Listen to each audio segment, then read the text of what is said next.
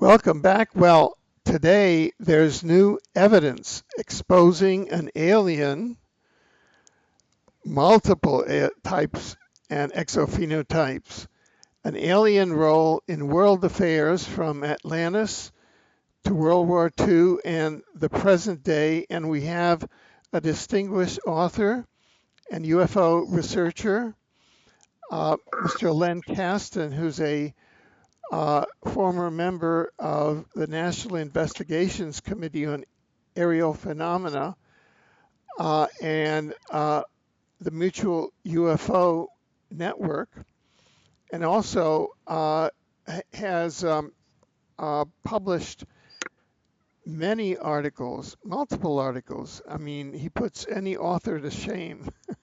Over 50 articles in Atlantis Rising and New Dawn and New Dawn magazines. I've only published a paltry 1 or 2 articles there, Len. So I feel I'm in the, Well, this was over a long.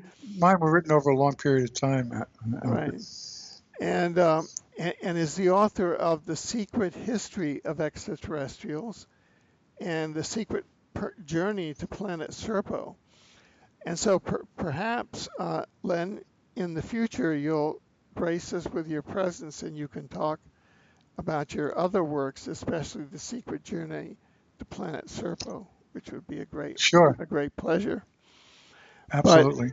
But here you're here to talk about your newly released book, Alien World Order, which I'm glad to say we're both published by the same publishing house, Bear and Company, of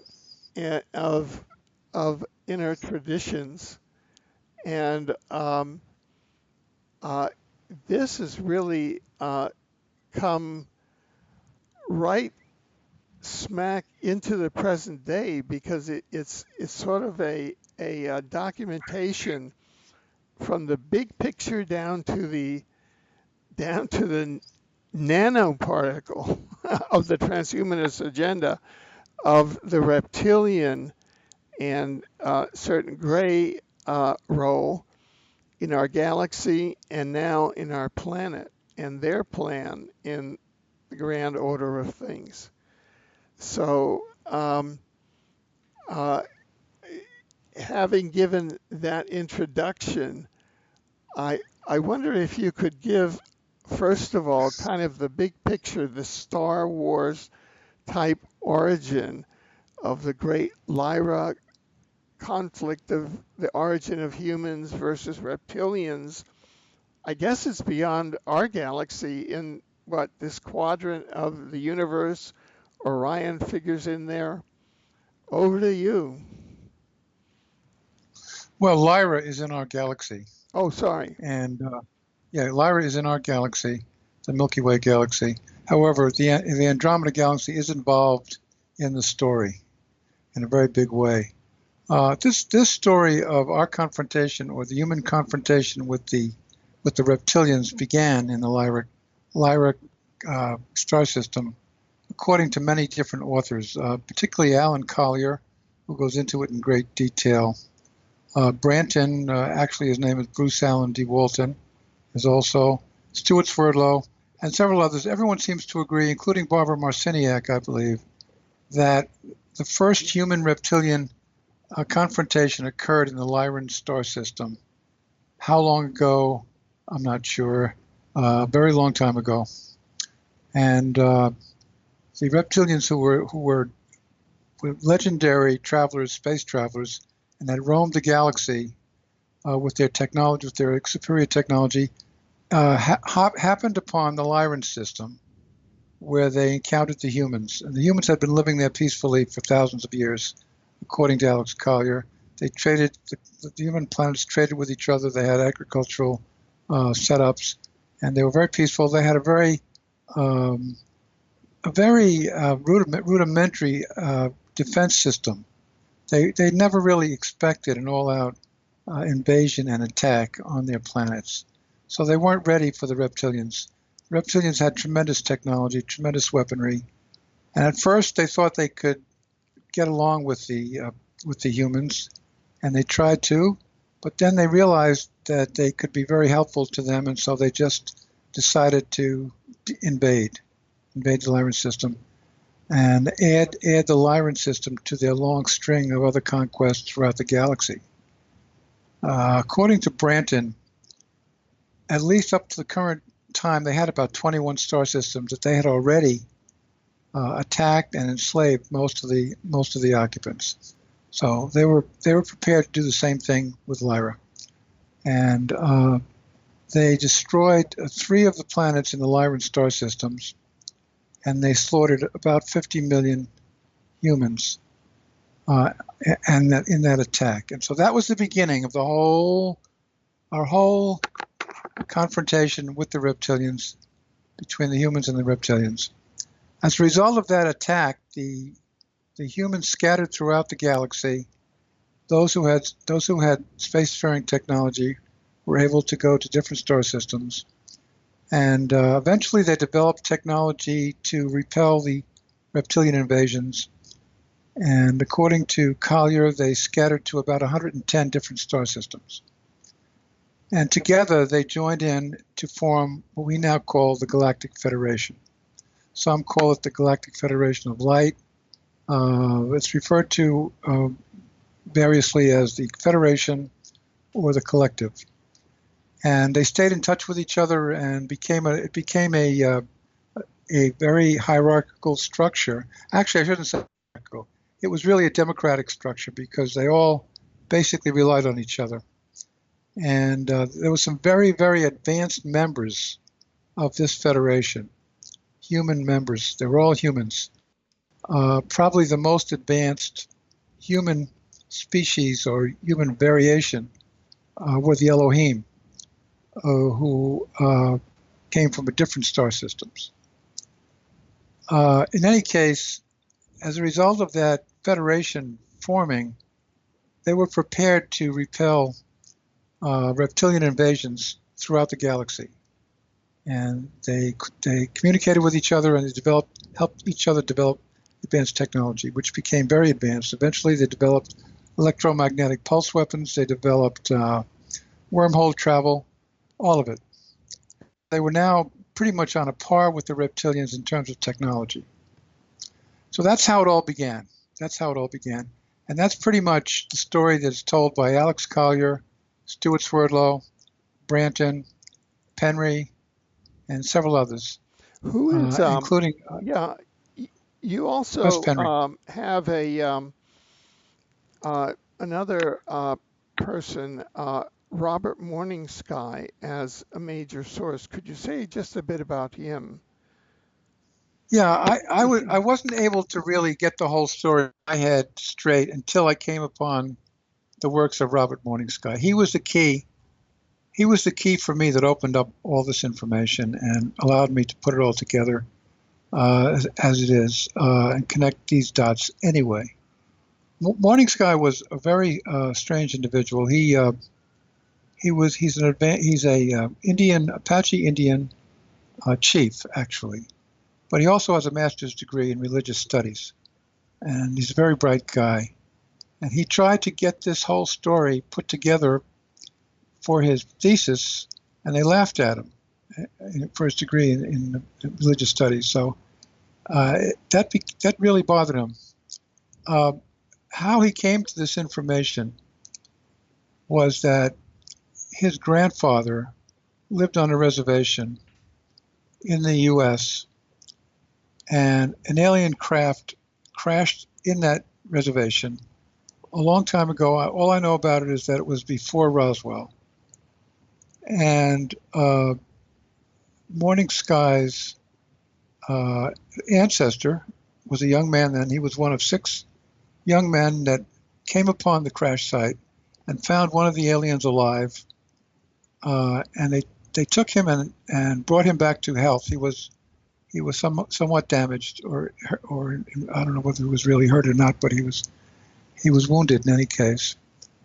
And as a result of that contact, this alien, who they came to know by the name of Bekti, B-E-K-T-I, told them the entire history of the galactic confrontations with the reptilians. And that story was passed down from Morning Sky's grandfather to his father, who passed it on faithfully to him, and that's how he got the information. That's how he got the information about the reptilians and the whole story. And then he put that into his book, which I used for my reference. And without that ancient history of what happened on Lyra and all of that, none of this would really make sense, because David Icke attacked it from the contemporary standpoint, and Icke's information was invaluable to me because his research was impeccable, I felt, and he knew what he was doing, and he did it very well, and he has known that. But I needed that piece of the ancient history to put it all together, and Morning Sky provided that, and that's what made my book possible. Right. Yeah. And so please continue with the unfoldment of kind of the Star Wars and the role of Orion and the Orion Wars. Well, according to Morning Sky's narrative, the reptilians developed on a planet.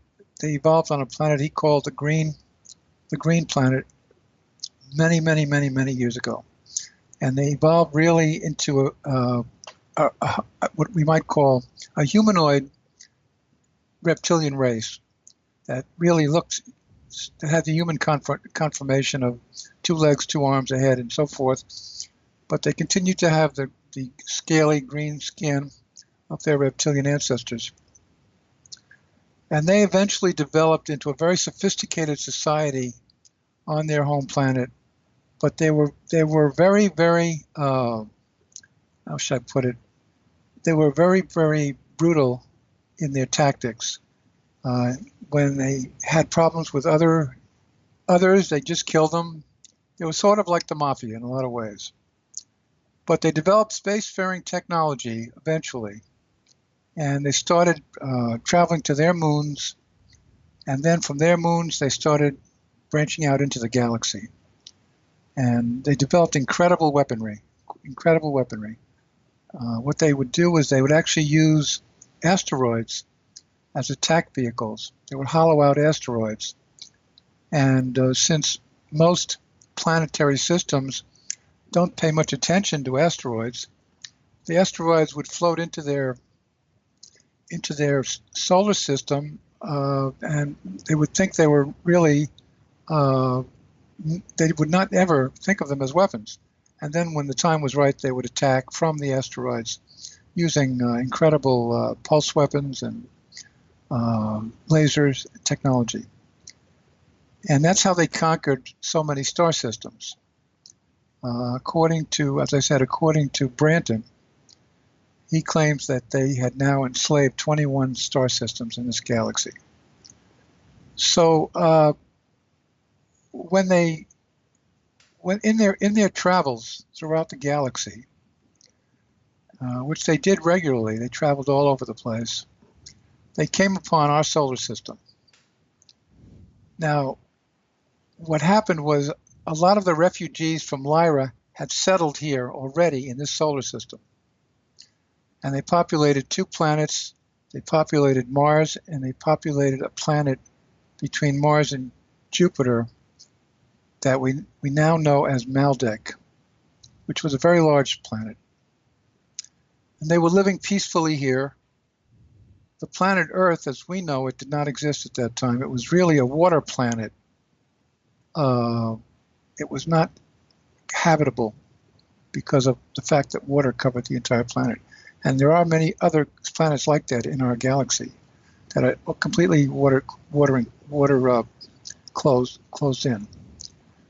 So when the reptilians got here and saw that there were humans living here, they immediately decided to attack, and they they destroyed the planet Maldek. Some think that it was destroyed by the fact that they came too close to it in passing by, and that caused it to explode. But more likely, they used the same technology they used in Lyra. They literally could destroy a planet with their weaponry, and that's probably what they did. And so the Maldekians were slaughtered. Many of them had already seen the threat coming, and they had gone to Mars, and so they were living on Mars.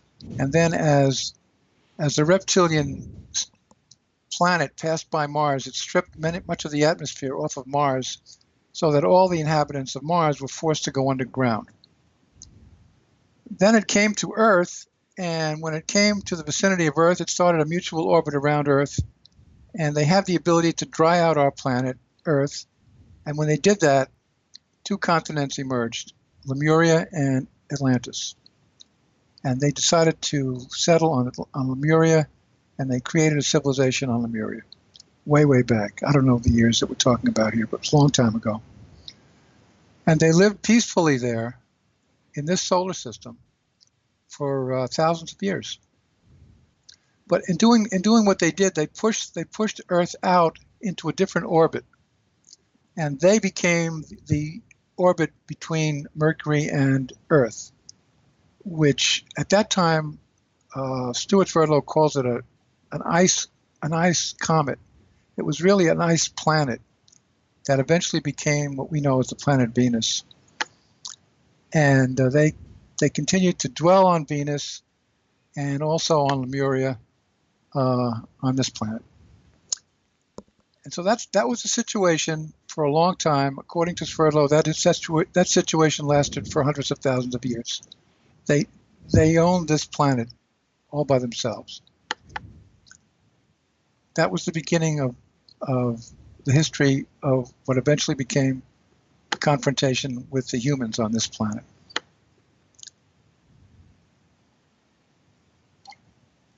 So it's important to have that background before we go any further. Right, right. Now, how do the Greys fit into the Reptilians? According to what I've learned about the Greys, they are a hybrid race created by the Reptilians, and they more or less carry out all the instructions of the Reptilians. The Reptilians are far superior in terms of technology and in terms of biological and genetic information. So they created the Greys. Now, I covered that more or less in my book about how the Greys eventually took over on this planet. Right. That's another story, which you already have a lot of that information anyway, I think. Yeah. Yeah. Now, so that when the Reptilians arrived here in Lemuria, were they in the fourth dimension or in the third? Could you sort of describe all of that? Well, David Icke says that they are basically fourth dimensional creatures, and they don't really care to dwell in the third dimension if they can avoid it because it takes too much energy. Now, here, what we call the fourth dimension is really the lower astral. And that's the reason that the reptilians can appear and disappear from dimension to dimension. When they started the abduction process here through the Greys, they were really inhabiting the fourth dimension mainly, and doing a lot of what they did in what James Bartley calls the dreamscape. While people were fast asleep, they could operate in the dreamscape from the fourth dimension. So, but they, on the other hand, when they were in the third dimension, they are fearsome-looking creatures. They're huge. They're up to, I think, 12 to 14 feet tall.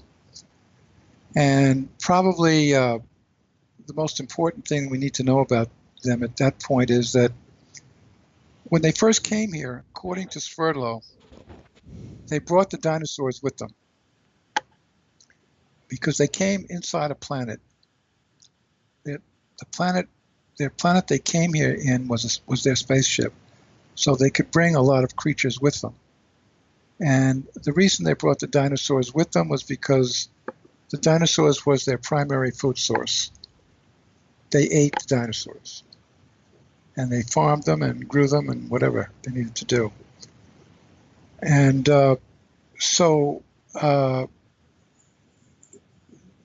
was the situation until the Federation decided that they were not going to allow it to exist, that they were not going to allow the reptilians to have this solar system. And apparently there was a conference among all the Federation civilizations, and they decided they were going to confront the reptilians here. They were upset, naturally, that they had destroyed Maldek, that they had taken the atmosphere off of Mars, and that they had forced human occupants of Mars to go underground. So they decided to send the fiercest human race in the Federation to Earth to confront the reptilians directly. And the civilization they chose was called the Outlands, Atlans, who were dwelling at that time in the Pleiadian system. They were all refugees from Lyra, just like all the rest of the humans were. But they had developed a very advanced civilization in the Pleiades. They were highly technological. They knew a lot about genetic engineering. They were a very advanced species. And the Federation sent them to Earth.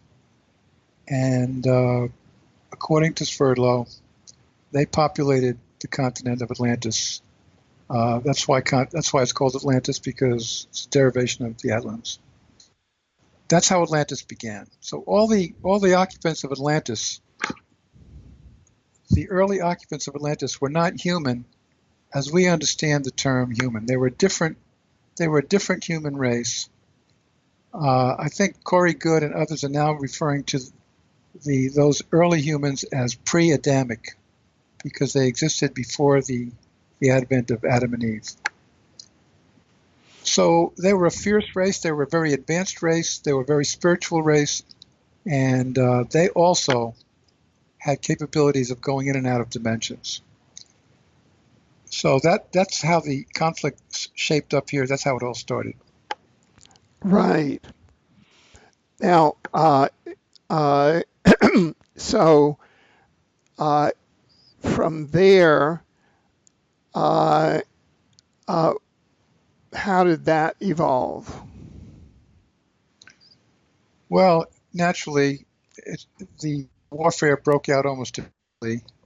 The two civilizations were constantly at war with each other. The Outlands were trying to create an agriculturally based system, and they were very, very upset that the dinosaurs kept trampling their crops. But also, they felt the time had come to actually confront them and see if they could destroy the reptilians on this solar system, because they didn't want this to become a reptilian solar system. The Federation wanted to make this into a human solar system, become another Lyra. And the Outlands had electromagnetic pulse weapons, according to Sverdlow, and they used them to pointed them downwards on Lemuria, and eventually Lemuria sank beneath the Pacific Ocean. And when that happened, the reptilians basically went underground all over the globe. Right. So and that go ahead. Sorry. Yeah, I'm sorry. Go ahead. No, when you said went underground, what immediately came up to me was images of, quote, inner Earth. Yeah, I think Corey Goode is now saying, and I think he's right about this, that what we call inner Earth is really not a hollow Earth. It's really these whatever civilizations live inside Earth are in the crust of the Earth. I'm not sure that there is an inner sun and all of that, but certainly the crust itself is probably hundreds of miles in thickness. So there's a lot going on just in the crust, and that's where they set up their empire. The And the deep caverns with very, very high ceilings, up to miles in length. And they set up a high-speed train system, supersonic train system, which we now call maglev, and they could crisscross the globe in very short periods of time. They were and good at that. That's what they were good at. They were very and good at that. and so this is kind of after the sinking of Atlantis. No, this is before the sinking of Atlantis. Oh, This was before after the this. sinking of Lemuria. Oh, At Lemuria. that time, that left the Atlantis in command of the surface world, I see. and that's when the golden age of Atlantis began, I see. when the reptilians had retreated underground. I Yeah. see. Okay, good.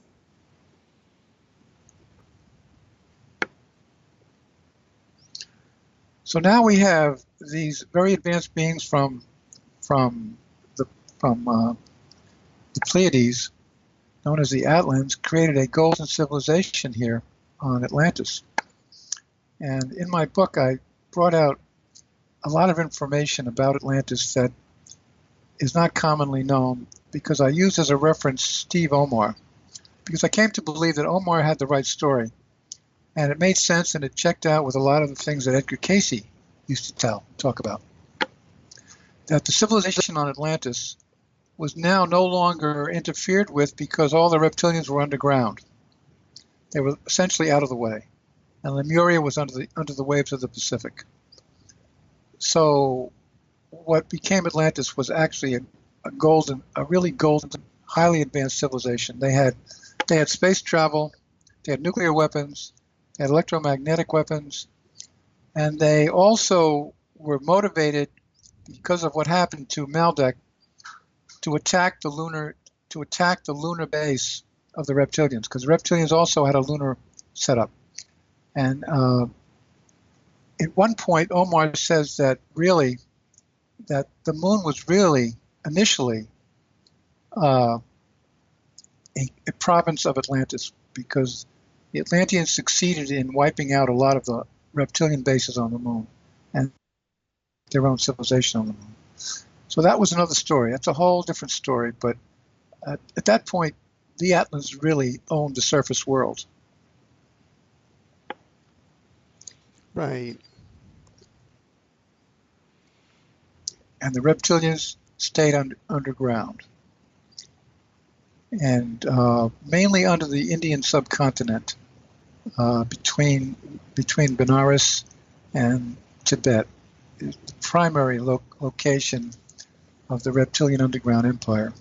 And supposedly they have a very sophisticated capital city there, somewhere under the Indian subcontinent, that is called Bogavita.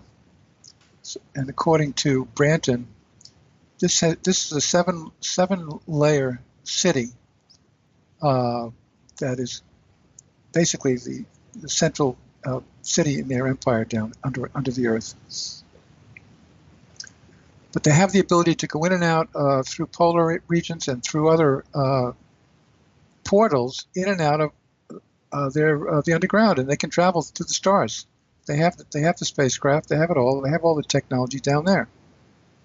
So they're not exactly locked in down there. Right. So And go yeah, go ahead. ahead. I'm sorry. Yeah. No, I'm kind of going to I'm kind of reading from your from your final paragraph here, which states quote, the aliens and the Illuminati are well along in their final plans to take over the planet. In addition to creating and cloning millions of hybrids, they are seeking to robotize the human population through the transhumanist agenda so that it can be controlled electronically as well as from the fourth dimension. The goal is to eliminate as many humans as possible who are motivated from spiritual sources. this will be done through another war and subsequent massive depopulation. When the human population that remains is vastly outnumbered by the hybrids and the dehumanized robots and slaves, we will become annexed to the alien empire. So it almost sounds like we're about to go through another turn of the wheel here, where the reptilians want to take down the surface human population.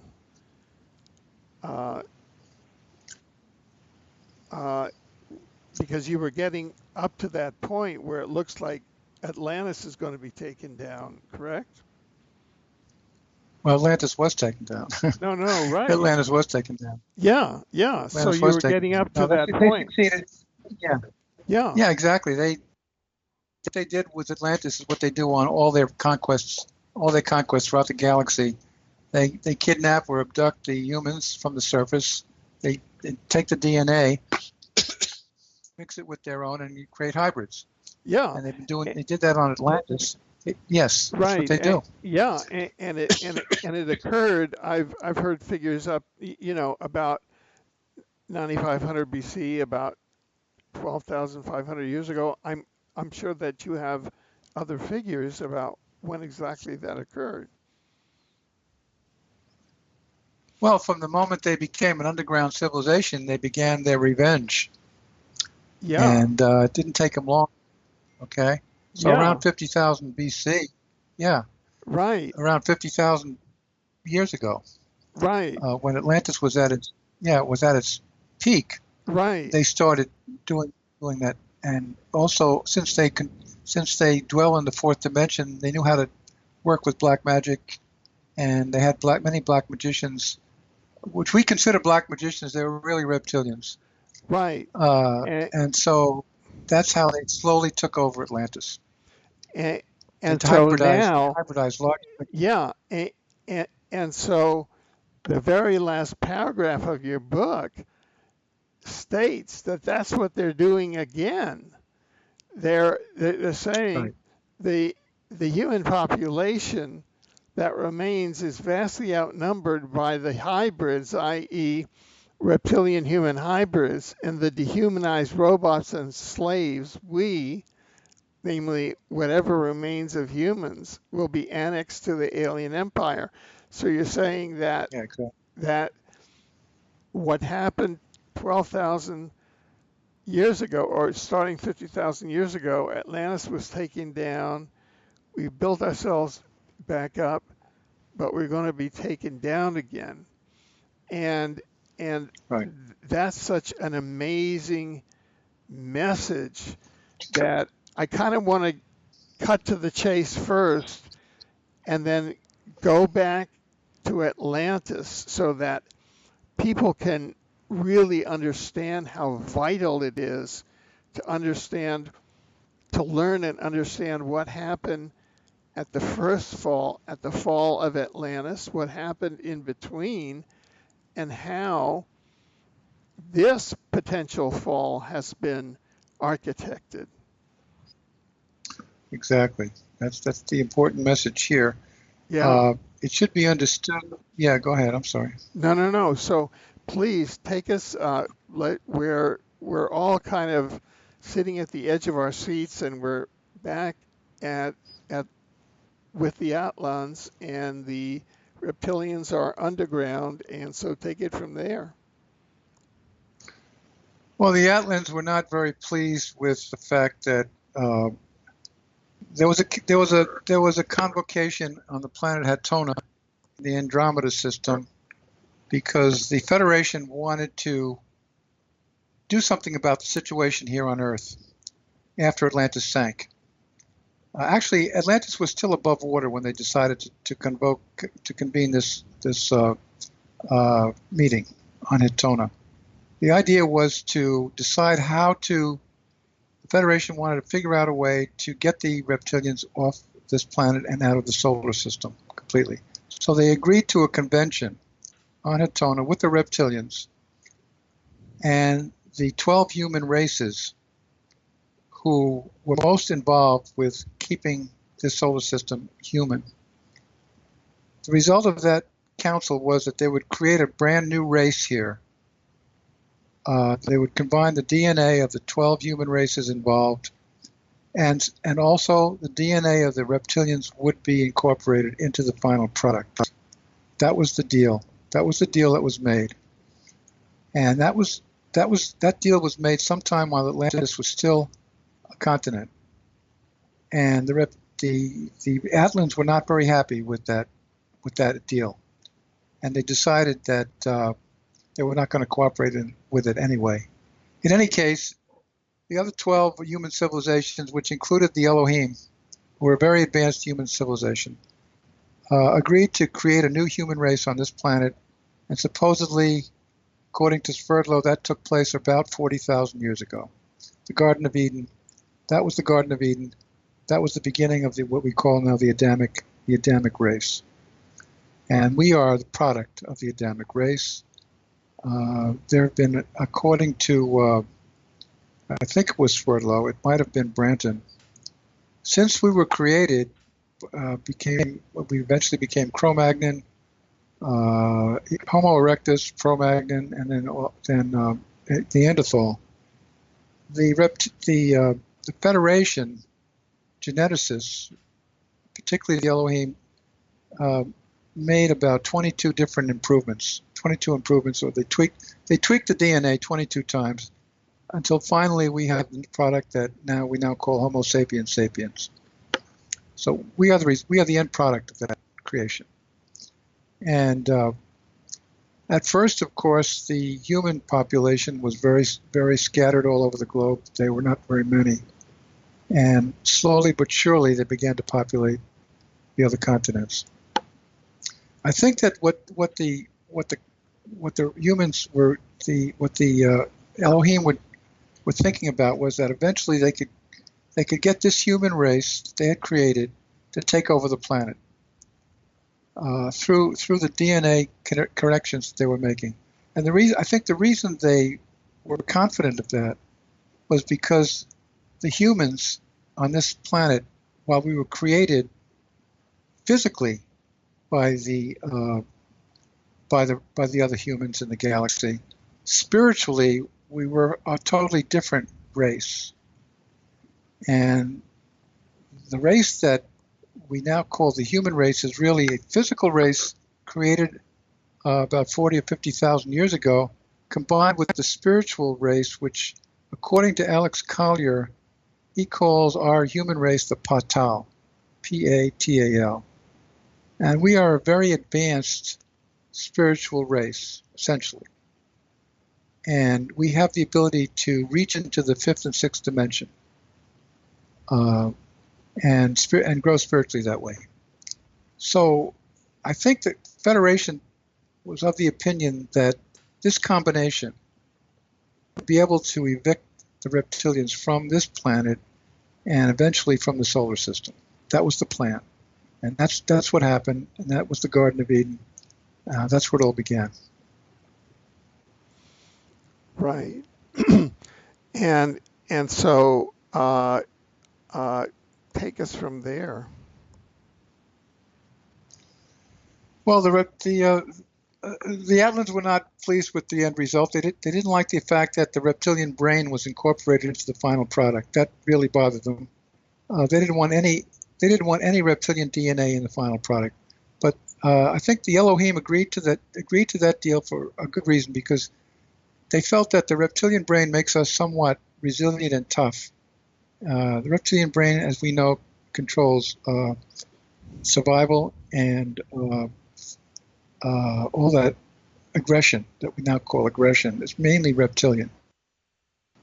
So we do have that incorporated into our nature. We are aggressive. We do get involved in wars, but they felt, I think that the Elohim felt that this would be good. This would be good because in the early stages, they needed a race that was tougher, and able to survive. And that has turned out to be the case, because now we have 7 billion people here, That may have not have been the case if they had made us more agreeable and more loving right at the outset.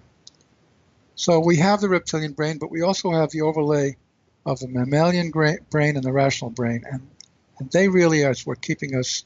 They are really what keep us civilized. But also, there's a very other important factor here. According to James Bartley and according to many others, the reptilians do not have what we know as a heart or a loving capability. They just understand domination and conquering other civilizations. The humans are able to love, and love is the key to our basically eventual victory. The reptilians despise that whole idea. Naturally, they don't think of it as a very important factor, but basically that's the key. The fact that we can love is the key to ultimately perhaps winning in this struggle. And we can also reach up into the higher dimensions. If we're allowed to do it, if we're not blanketed and we're not controlled, which we are mind controlled. But if we weren't, we would be able to bring down many more of the fifth and sixth dimensional capabilities.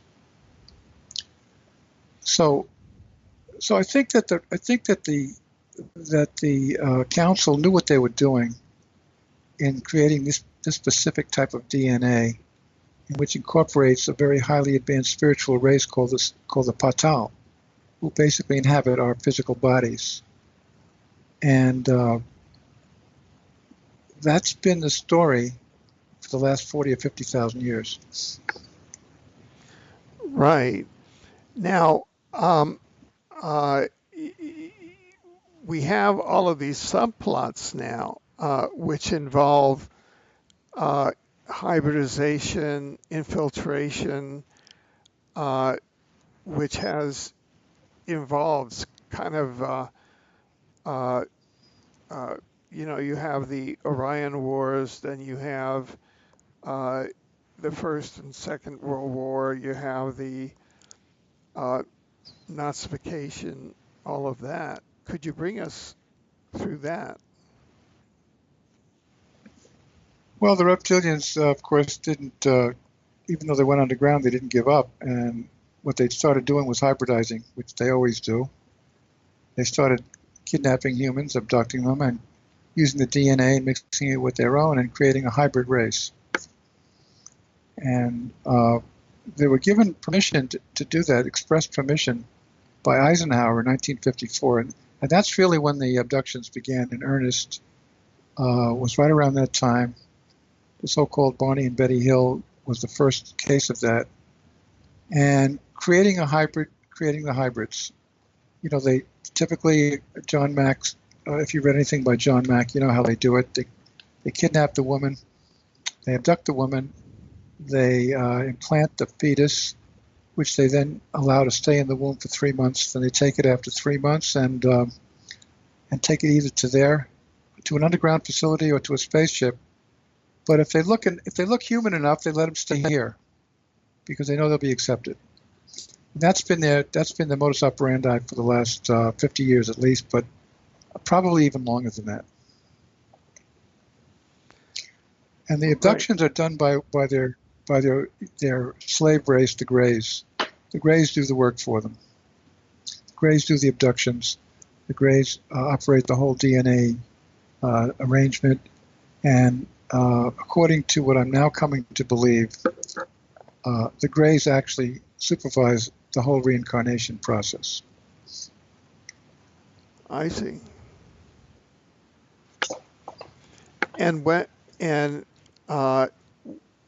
So the reincarnation process is a recent process, or because it seems that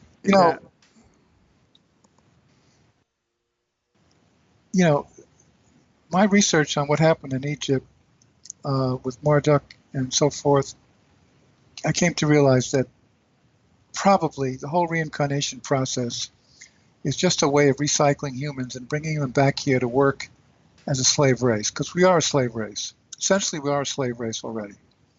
We're completely run by banking, the media, Hollywood, all that is controlled by the Illuminati, who are part reptilian and part human, and they dominate in all those fields. So we are basically being kept here under a blanket, unable to reach out to the higher dimensions, and they keep reincarnating us and bringing us back to continue working for them. That's the conclusions I've come to at this point.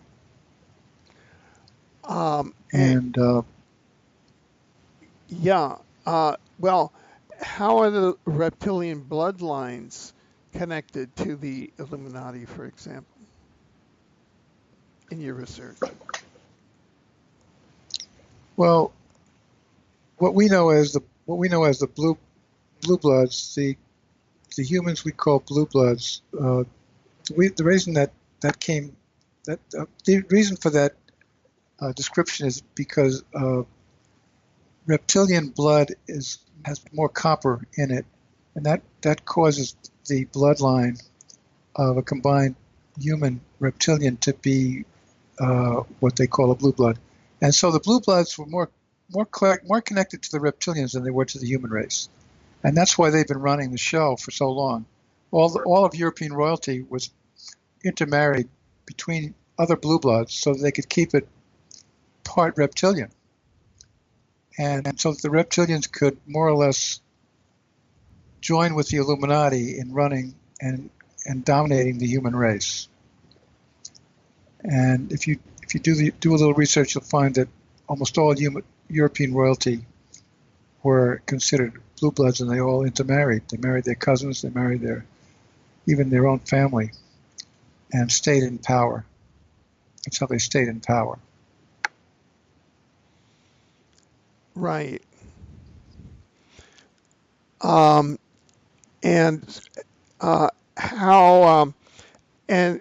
So how consciously how conscious are the hybrids and the Illuminati that they are acting out reptilian control plans, in your judgment? Well, to start with, I came to realize after studying this carefully that when they create a hybrid body, which consists of DNA from the reptilians and the greys and the human people, that creates a physical body that essentially cannot accommodate a human soul, cannot accommodate somebody that we know as the Patal, spiritual humans. So all hybrids are essentially aliens. In other words, the hybrid body can only accommodate an alien soul, if you want to call it a soul. So essentially, the hybrids are already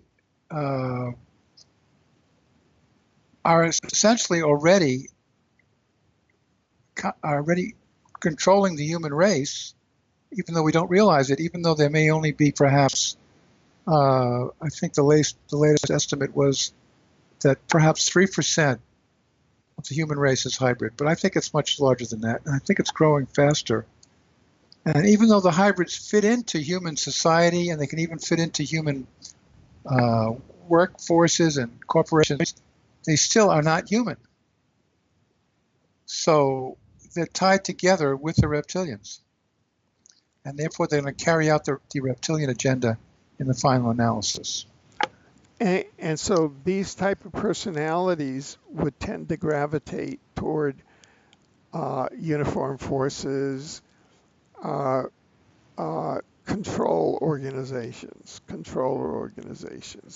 Is that what you're saying, or not necessarily? Yeah, they can be easily controlled by the Illuminati.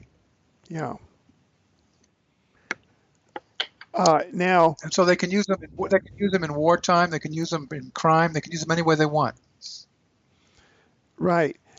However, to go back to the documented history, I mean, you have, over 300 pages of documented history here, exopolitical history, and there's another side to the equation. And the other side of the equation is the upper dimensional human forces in the galaxy. So Right. aren't they playing a role here? That along with uh, uh, you have upper dimensional forces that aren't they playing a role with the planet, with planetary ascension, with uh, human soul development, with countering the transhumanist agenda? Have you found evidence of that? Absolutely. Yeah. Absolutely. In fact, the point that I made in the book was that Jesus himself was put here by the Federation. Uh-huh. He was not only was he trained by the Federation. First of all, he was chosen by the Federation because of his bloodline. Uh, After Atlantis sank, there were still many, many humans dotting the globe, living all over the globe, who had survived. Now, these humans that survived Atlantis did not have the reptilian brain. They were pre-Adamic. Exactly how they looked, I'm not sure. Maybe some of them did have the enlarged skull, which apparently Corey Good now believes, and David Wilcock now believe that perhaps the pre-Adamic humans did have the enlarged skull. Certainly Akhenaten did have, and so did Nefertiti.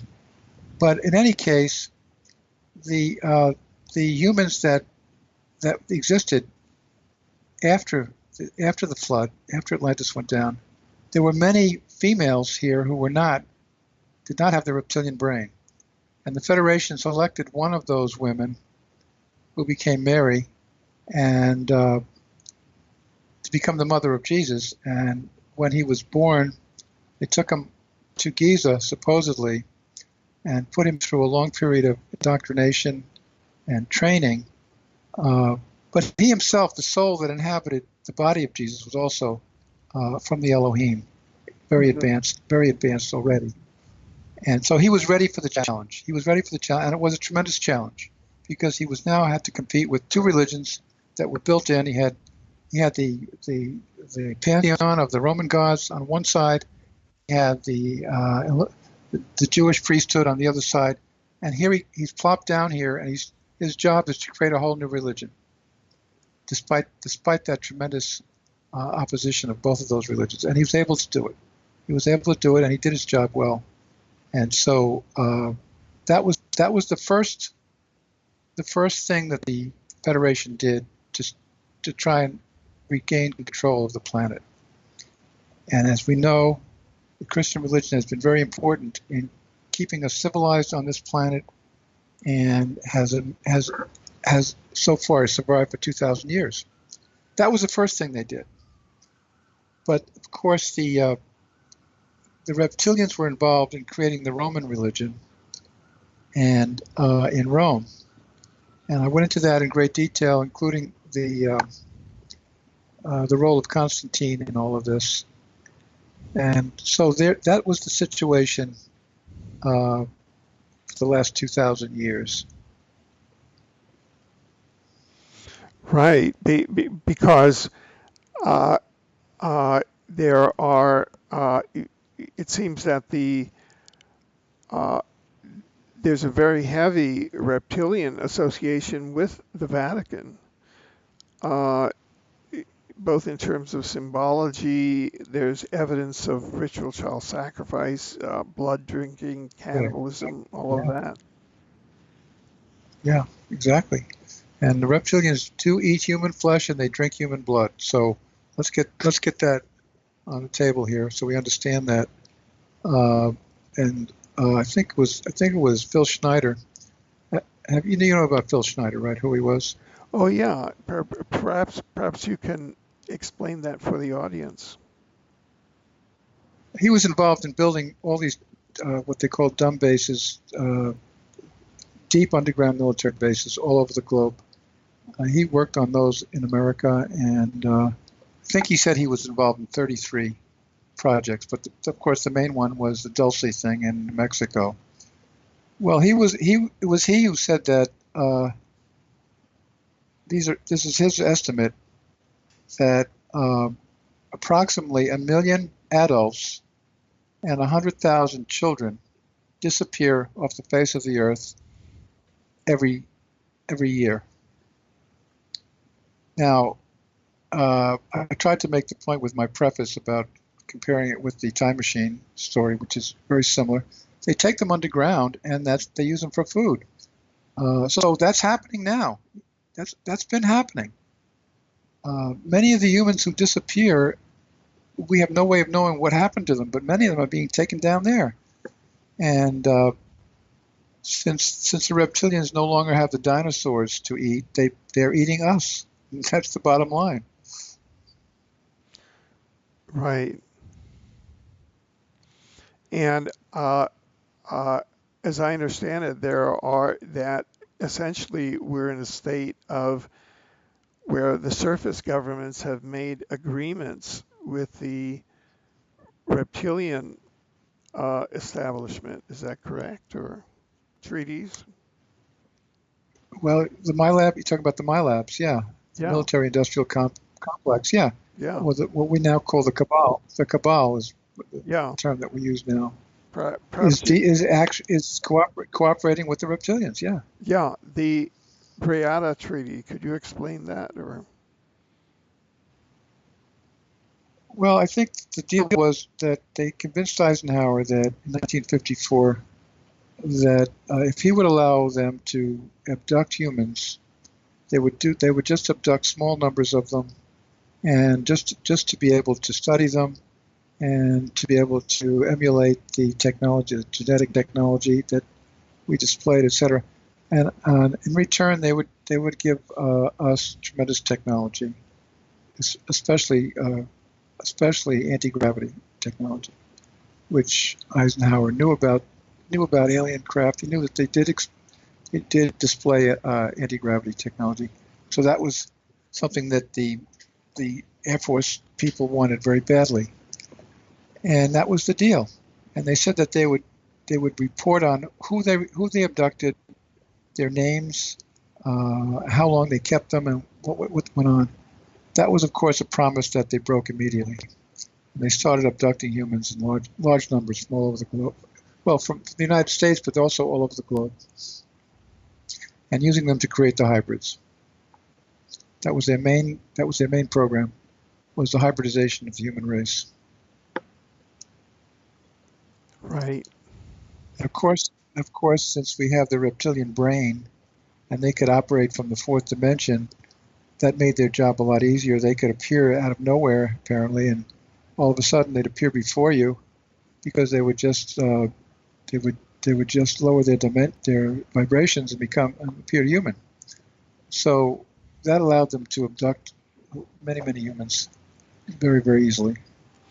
And so, how is it that, I mean, if you could explain with more, just kind of fill us in that humanity has allowed itself to be sleepwalked into this circumstance, like, cattle blindsided into the slaughter. Yeah, and H.G. Wells in the book The Time Machine, he told that very same story. If you recall that story of the time machine, do you remember that? You read that, right? Oh yeah, but tell our audience. Well, H.G. Wells was a tremendous prophet. It's almost like he had a crystal ball, because he could tell what was going to happen 30 or 40 years into the future. And in the time machine, he described a paradise, a seeming paradise of humans living in complete leisure. That did not have to work. They were able to live off the planet and just have fun all day long. But every once in a while, they would all become put into a trance, and batch consignments would be taken underground, where they would be enslaved and eaten by the Morlocks. And that was the situation he described in the book The Time Machine. Now, that was kind of a strange story, really, to predict that the human race would this is what happened after thousands and thousands of years of human development. That's how we would end up. It just didn't make sense. However, now when we look at the story from the vantage point now of the 21st century, all of a sudden, knowing what we know about the fact that the reptilians eat humans and drink human blood, and according to Phil Schneider, they abduct 1 million adults and 100,000 children every year. That's exactly what seems to be happening. Exactly what H.G. Wells predicted. And it's a sad ending to the human story if that's the way it's going to end. The question is that how it's going to end? But we have some promising developments that may not make it work out that way. Oh, good. because the Federation has not abandoned us. They have not abandoned us. And they're here and they're working for us and they're working with us, but they can't do it for us. We have to do it ourselves. So, tell us more. Well, we know the Pleiadians are channeling through various people, particularly Barbara Marciniak. We're getting a lot of information that way. We're getting a lot of information in the dreamscape when many humans are able to go up into the fifth and sixth dimension while they're sleeping. And the whole name of the game now is expanding our human consciousness so that we can basically achieve our destiny, which is to be a very, very advanced race on this planet, because that's the way we were created from the beginning. And we are more than a match for the reptilians, absolutely more, but as long as they keep us under control, of course, we're not a match. And they have blanketed us on this planet to keep us from achieving space travel and going to Andromeda and going to the Pleiades, because they know that once that happens, it's all over for them. And the key to that is expanding the human consciousness. Right. So that's the job. That's really what the Federation is doing now on this planet through various influences, through media and through dreamscape and various other ways, through channeling, is to help us advance our spirituality. Now, what exactly is what you call dreamscape? Well, when humans go to sleep and they more or less leave the body, which they do, they're now in the fourth dimension. And we know who controls the fourth dimension, the reptilians. So they're able to program people who are asleep to achieve mind control, because when they wake up in the morning, they will really not know what happened to them or how they may have been hypnotized and mind controlled. But essentially that's what happens, and it happens in the dreamscape, because the reptilians control the dreamscape, which is the lower fourth dimension, or the lower astral. And I think that's exactly how they prepare a nation for war, is they program large numbers of the male population to become more, I would say, perhaps indifferent to human suffering. And but the entities in the fifth dimension and sixth dimension can also program humans through the dreamscape, and that's basically where we are right now. Some of us are responding to that and becoming loving and caring people, and others are becoming murderers and might even say creating what we now know as ethnic cleansing and things like that. That's the game. That's the game we're in now. That's the situation. Once we do, as a race, reach expanded consciousness, the reptilians will no longer have any control over us, and then we will really become then a Star Trek generation, a Star Trek civilization, able to travel freely throughout the galaxy.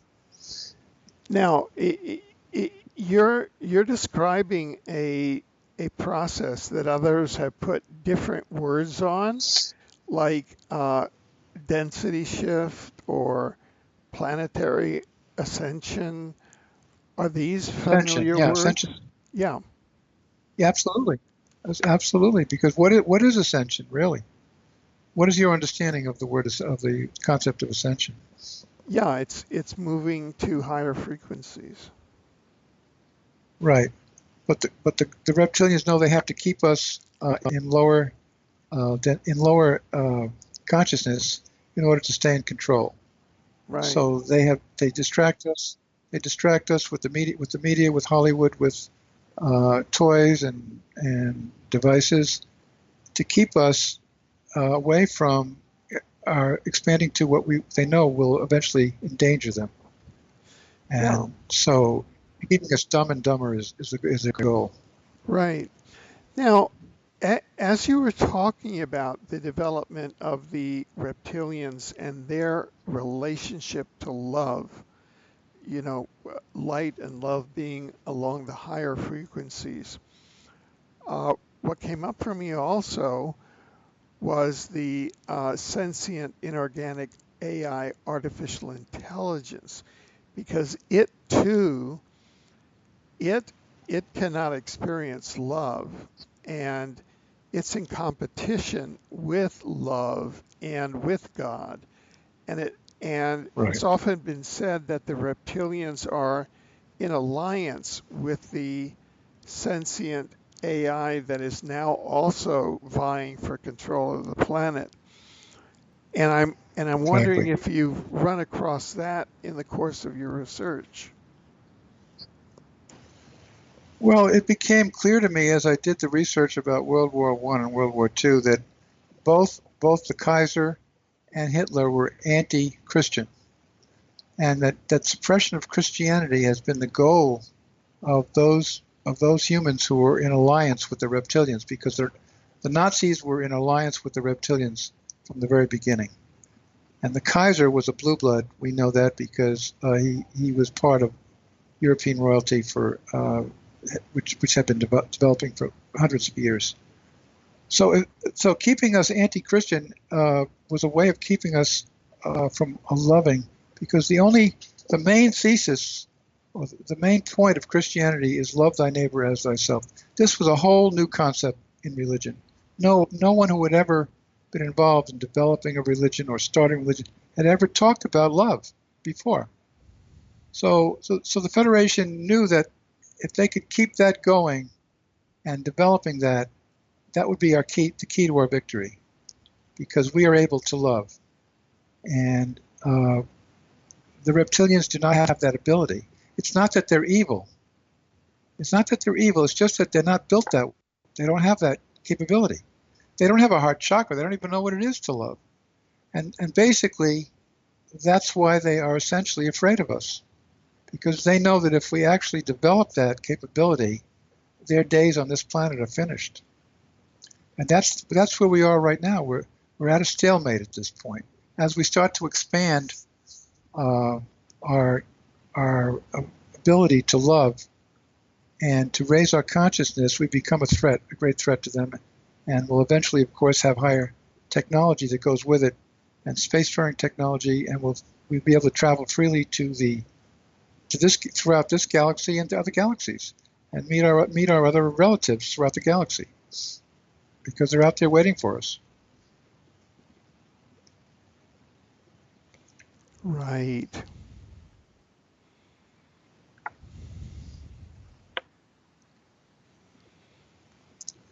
So that's the game. That's the name of the game, as far as I'm able to determine. As we expand, as individuals expand their consciousness, and eventually large groups of individuals expand their consciousness, although they don't like us to do that. They try and keep us from getting together. But as that happens, eventually the 100th monkey phenomenon will kick in. And I think you know that story about the 100th monkey, right? Yes. How basically what happens is the consciousness starts to expand to other members of the same race, almost magically. And once it starts to spread like that, there's really no stopping it.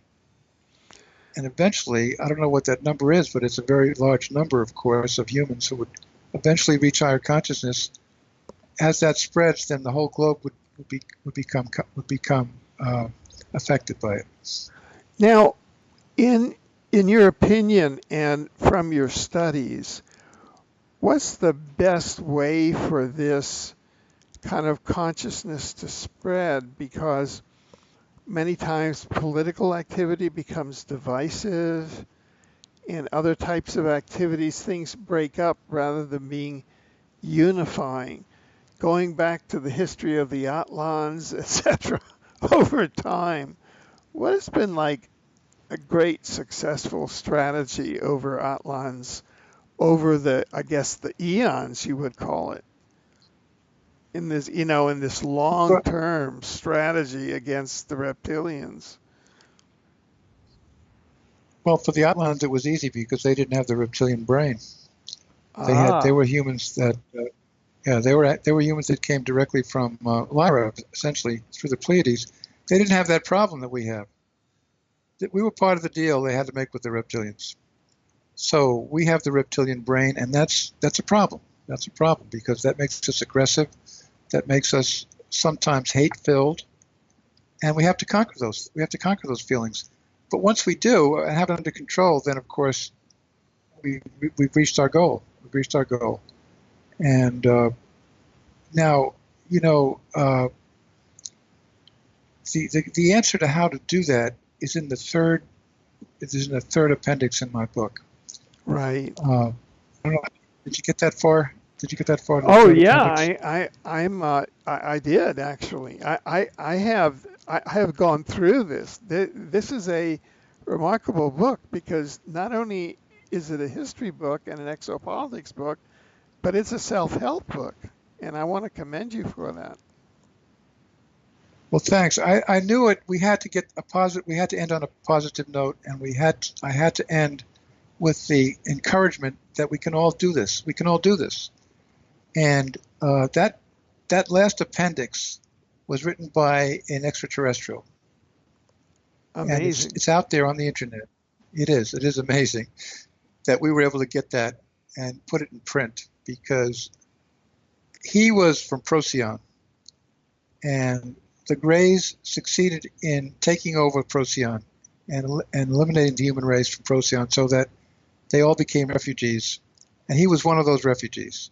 And so he knows what he's talking about. He knows how they do it. He knows how they eventually create more or less their underlings through mind control. It's all about mind control. That's how they control us, essentially. And they perfected a lot of those techniques already. So Kyla, that's his name, is giving us this lesson in how to overcome mind control and how to reach our spiritual potential. And that's why it was important that I wanted to put that in the book and make sure that got in there because that's the key. That's the key to us eventually winning this game. Could I read a paragraph from that? Would that be okay? Yeah, please.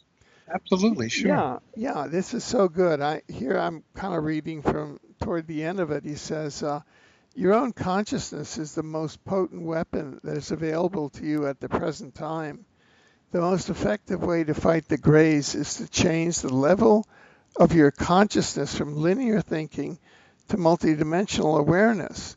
Your secret weapon, your ace in the hole, is that you are not hive mind collective thinkers, though many of you do fall in that category by conforming to conventional group patterns and are therefore easily controlled by the Greys. Collective thought patterns among humans empower the Greys.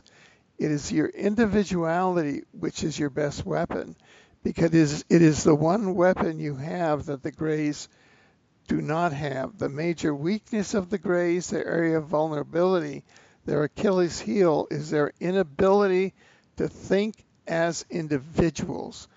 They are an extremely telepathic high-tech society, but as individuals they are not creative thinkers. They take orders well, but they do not conceptualize well. Interesting, huh? Yes, and I made that same point without even knowing any of this. I sort of intuitively, I made that same point in my book about my first book, Secret History of Extraterrestrials, because I pointed out that that's the reason we were able to win World War II. We were able to win World War II because individual GIs and soldiers thought for themselves. They thought individually, whereas the Germans' army, the Wehrmacht, I took the position that they were basically cloned, and they could only think in group consciousness, and so whatever orders were given to them, they carried out without thinking about it. But we didn't do that, and that's the reason we were able to win World War II. And Right. some other students of World War II have come up with the same idea. And at that point, I didn't know anything about the reptilian problem when I made that point. But now I see how it applies. It applies perfectly. That is totally amazing. Totally amazing. And you can see how that came down through the reptilians, through the Greys, down into the Wehrmacht, etc. But then, exactly, because but then with equal measure, it's come over through Operation Paperclip. So the U.S. ended up with a problem eventually. Right. Yes, exactly. And that's why I made that. Yeah, exactly. Go on. Sorry. I think I have one of the images in my book shows a poster that says the Germans did not lose World War II. They came to America, and that's exactly what happened.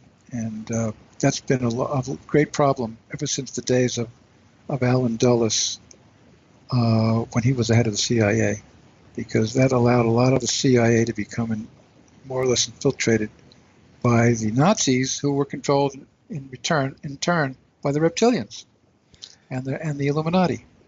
Could you sort of give us an overview of kind of the post-World War, post-Operation Paperclip America, North America, from the reptilian infiltration point of view? Well, it was all basically, it was originally called Operation Overcast. A lot of the army men who were involved in repatriating Germans that they felt did not have a Nazi background, they didn't care. They didn't care. And I made the point that there were some very key individuals that allowed thugs, murderers, torturers, the worst of the Nazi empire, you want to call it that, into American industry and the CIA, and that's what happened. And it's taken us a long time to try and get rid of that influence. But the problem was that Allen Dulles, who was the head of the CIA for 10 years, was basically sympathetic to a lot of German and Nazi ideas. I wouldn't say that he himself was a Nazi, but he was open to a lot of their cultural and let's just say social concepts. And so he allowed this to happen because I think he knew what he was doing. He knew that a lot of the people that were becoming repatriated here, working for the large corporations, especially the military-industrial complex, scientists, the technology people, and a lot of the people in the CIA were basically ex-Nazis who in turn had been more or less controlled by the reptilians. So that's how it happened. That's how it happened. But I think slowly we've been coming out of that. We've been slowly becoming out of that. And I think Jack Kennedy, of course, became aware of it. And I think that's why he made that statement, that famous statement where he said he was going to break the CIA up into 1,000 pieces. And I think that was his thinking, maybe also of Robert Kennedy. Right. Exactly. Yes. But you see, the Federation is helping. Yeah, I'm going. Sorry, go ahead. No, I mean, immediately came up the thought that that's why they were eliminated. Yeah, exactly. And the Federation's on top of this. They're on top of this. They know what they're doing. So you are an optimist as far as the spiritual geopolitical future of Earth is concerned. Not necessarily. Robotology is advancing at such a rapid clip that eventually, I think there was an article in the paper today that roughly 10 different jobs every year are being converted over to robots. And if the robotology continues to the point where artificial intelligence takes over, then of course, no matter what we do spiritually is going to help, because the robots will be running the planet, and that's what the transhumanism agenda is all about. And if that outpaces our development of ascension, then they will take over the planet. That's the situation. Yeah. So the question now becomes, how fast can they do it? Right. What they call the singularity, and of course, it's not only an external robotization, but rather through the nanobots and the internal terraforming of humanity. I know that's the scary. That's the scary one. That's the scary part. Yeah. But as humans grow spiritually, they can fight that off. They can Exactly. They can fight that off. Well, we have that ability. We have that ability. And that is the integral part of the ascension process, which is right. Exactly. Which is the density shift from third to fifth density, which the artificial intelligence cannot access. So, there's always that. That allows us to skip. That allows us to skip over the fourth dimension. Right.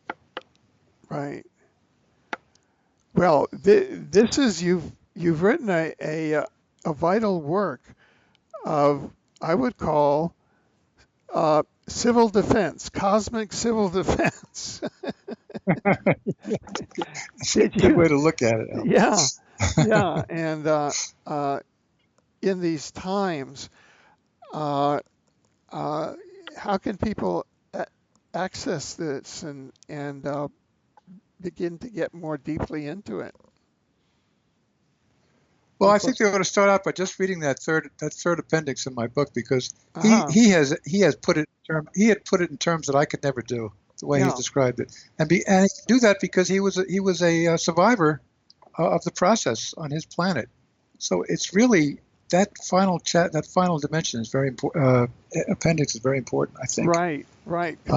He's a person who is on a planet where they lost their planet, and so he's warning us now, this is how we can save ours. Right, exactly. Right. And if we can do that, then we will become the Star Trek generation. And that would be our destiny. And that is our destiny. And that should be our destiny, because this planet was given to us. We were created for this planet, to control it, and to help it become the key to the solar system, because it is the most important planet in the solar system. Right. So all of that hinges on this. It all hinges on that. All of it. Now, how can people access your work and access this book and get more involved and perhaps contact you, etc.? Well, the book is available on Amazon and Barnes and Noble, and it's in the bookstores as well. The Barnes and Noble bookstores are, of course, going out of business, so you're not going to be able to find it there anymore. But other bookstores have it, and but Amazon probably your best bet to find it, or through my website. They can come through my website, which is currently under construction. But let me give you that name anyway.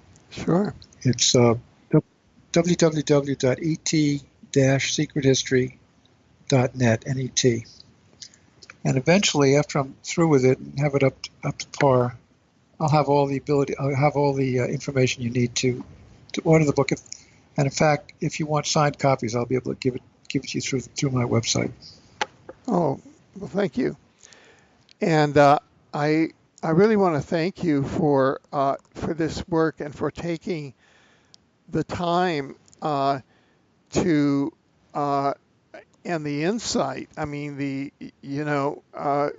kind of really saying, hey, this is something that humanity needs to know at this time because we've been here before over the last number of eons, you know, last 25,000 years, say, for 50,000 years. Right. Exactly. And we're about to go through it Exactly. again.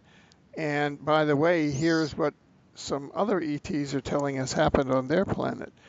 And so this is very, very valuable work uh, that you've done. And so we all want to thank you. And we hope that in the future, um, perhaps around your other works, we mentioned the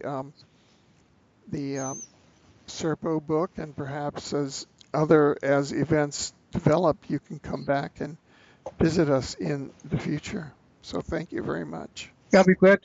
I'd be glad to do that, Albert. And also, I'm going to start incorporate as much of this material as I can in my website eventually. But right now, it's not ready for that yet. But Okay. eventually, I'll have references in the website to other readings. Oh, excellent. But thank you very much for having me. I really enjoyed it. Certainly. Okay.